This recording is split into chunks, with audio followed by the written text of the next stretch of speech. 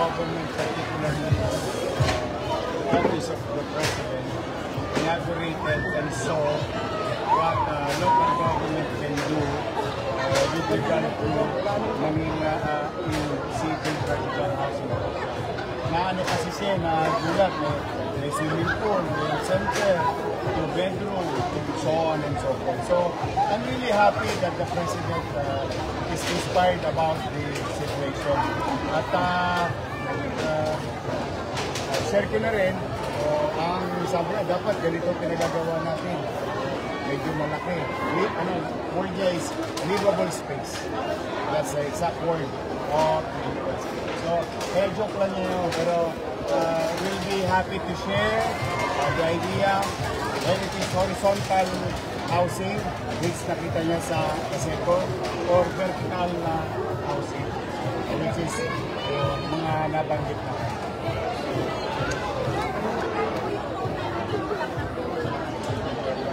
Nung araw, ang total namin, kulang-kulang lahat Condominium 1, Condominium 2, Binondominium 1, Base Community, San Lazaro Residence, Pedril Residence, San Sebastian Residence, Manila Zoo, Manila Science, Magsaysay, Albert, Rosario Almario Elementary School. Kulang-kulang 15 billion. Under the premise of the Mandanas ruling. Yung kasi ang in-access namin.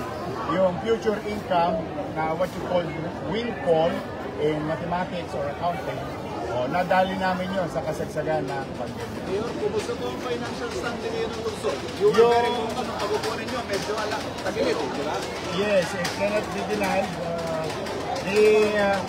Katulad yung tanong niya, yung obligasyon namin sa bangko, medyo walang problema yun kasi nga, ang basis ng payment noon is the windfall from the Supreme Court ruling about Mandanas.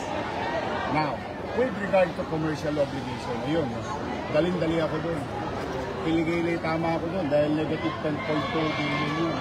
And commercial obligation means pagiging kuryente, tubig, gamot, and so on and so forth.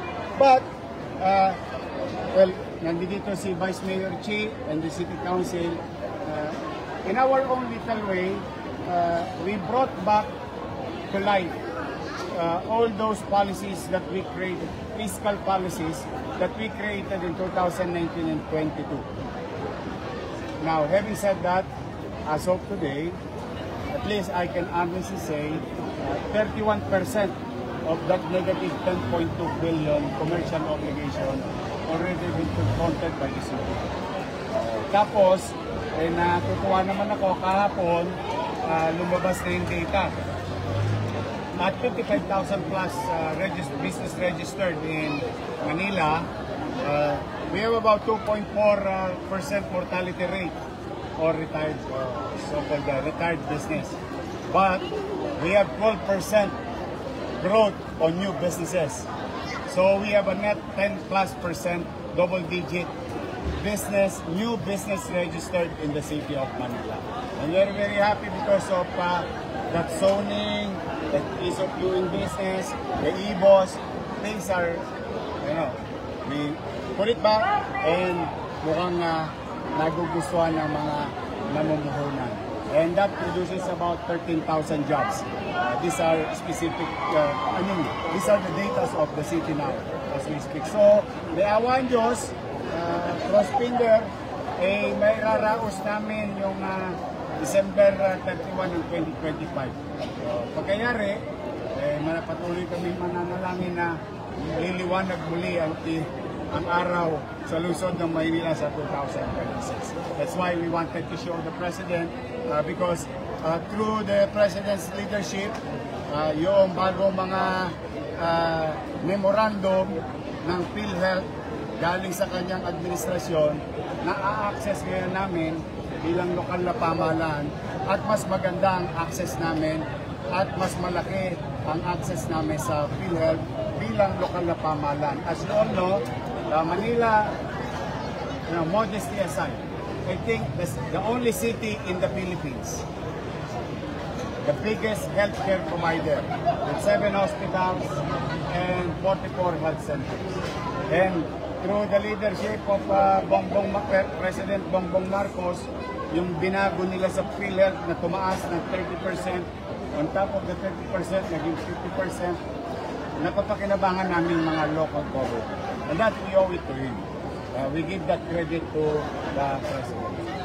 Announce na hindi ka magkakaroon because that will cost Oo nga, more. 14. May iba ba kayong spending measure kapag titipid na ginagawa? O yun naman, ano pa rin ako, yung walang toast gas, yung Christmas tree light namin kasi sa bodega lang yun. Yung parol talagang ano ko muna, mas minabot. Kasi while it is true na pagtagumpayan namin na mabigay on time, although kabadong-kabado na ako noon, yung Christmas bonus and cash gift ng mga regular na empleyado. And pinag-iipunan ko ngayon kasi in the past, nabibigay ko yung kahit mahirap ang pera, yung extra cash gift sa COS at saka sa GO. Medyo malaking numero doon. Kaya hopefully, kung loloobin nawa ng Diyos at sa tulong ng mga taxpayers ng Manila, yun muna ang ipag-prioritize ko. May ibang pagtitipid? Davis, hanggat maaari. I'm just grateful that a lot of businesses, individuals are donating again in the city of Manila. Basta pumanatag kayo, magsisinop kami. Gagastos kami kapag kapakinabangan ng utaw. Pero kung ano lang, yung Q-Tex lang, pedicure, yun na muna. Okay pa naman eh. Thank you. Thank you. Okay. Thank you.